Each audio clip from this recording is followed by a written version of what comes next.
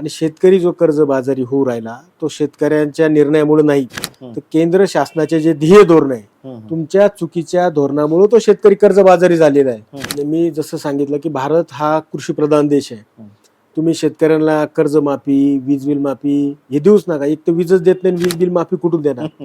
आणि शेतकरी जो कर्जबाजारी होऊ राहिला तो शेतकऱ्यांच्या निर्णयामुळे नाही, तर केंद्र शासनाचे जे ध्येय धोरण आहे तुमच्या चुकीच्या धोरणामुळे तो शेतकरी कर्जबाजारी झालेला आहे. ज्या वेळेस अमेरिकेसारख्या देशामध्ये 300 रुपये किलो कांदा विकत होता, त्यावेळेस आमचा शेतकरी इथं 7 आणि 8 रुपये किलोनी कांदा विकतोय. आमचं म्हणणं आहे तुम्हाला स्वस्त शहरात द्यायचं, तुम्ही 100% शहरामध्ये स्वस्त द्या. त्यासाठी तुम्ही काय केलं पाहिजे, इथून जो कांदा तुम्हाला मुंबईपर्यंत न्यायला जो ट्रान्सपोर्ट खर्च आहे त्यावर सबसिडी देऊन टाका.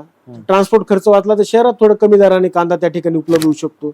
परंतु शेतकऱ्यांच्या खिशात हात घालून तुम्ही शहरात जर स्वस्त देण्याची भूमिका घेणार असेल तर ते शेतकऱ्याला मान्य नाही. आजचा तरुण आता तुम्ही जातीपातीमध्ये त्या ठिकाणी तेढ निर्माण करून कदाचित त्यांच्यामध्ये वेगवेगळे करत असाल, परंतु शेतकरी हा सर्व जाती धर्मामधला आहे. बरोबर. आणि तो आता तरुण एकत्र होतो, एक संघटित होऊ राहिला आहे. आता सोशल मीडियाच्या माध्यमातून ते एकत्र येतात आणि त्याला त्याच्या जे काही शेतीमालाला आहे तो रास्त जर भाव तुम्ही देणार नसाल तर भविष्यातला संघर्ष हा फार मोठा असणार आहे. ही केंद्र आणि राज्य शासनाने आता वेळीच ओळखलं पाहिजे.